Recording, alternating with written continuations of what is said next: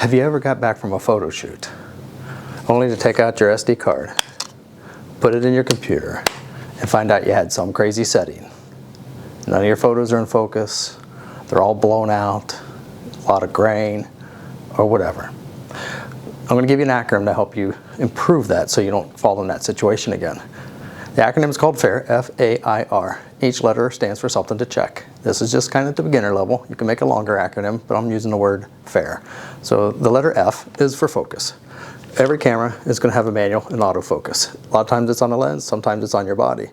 But even if your camera is an automatic, if the lens is on manual focus, it will be on manual focus. I have done that before, got a few photos in focus, and most of them were not because manual focus and nothing was happening. So A is the second letter. First one is F, focus. Second one is A, aperture priority. I use aperture priority for most of my photos. So when I get done or when I start, I look at my aperture setting and my dial to make sure I'm on aperture priority. Pretty easy. So focus, aperture priority. The letter I is for ISO. I like to shoot outdoors quite a bit, so I'll set my ISO to 100. I'm not going to put it to automatic because I don't want the camera to decide what my ISO is. I will use aperture priority and let it control the shutter speed, and I will pay attention to the shutter speed as I adjust my aperture.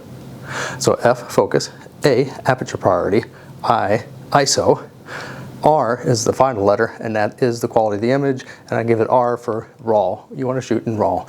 As you go through your photography life and you start editing photos, you're going to learn very quickly that you wish you started in RAW a long time ago. So if you're not doing it today, let's get started with that. But the reason I have R on my list in my FAIR acronym is I do some photo shoots with just JPEG, and I want to have more availability of photos. If you've seen some of my puzzle time lapses, you will see what I mean. So if you're getting something out of this video, hit the subscribe and like. Now this acronym wasn't anything new. If you look other videos up, you'll find them. I actually found another video. I'll put a link up here to his video, and his video has a much longer acronym. It's more for a lot more settings. This is very basic and helps me out quite a bit with just this 4-letter acronym. At the end of this video, I'm going to give you 2 more videos to look at. One is the difference between RAW and JPEG, how to set it, and what all the different settings mean for the different JPEG options. So check that out. The other video will be 5 great tips for beginning photographers. Check that out as well. This is Doug Gabbard for Practicing Photography, getting better 1 photo at a time.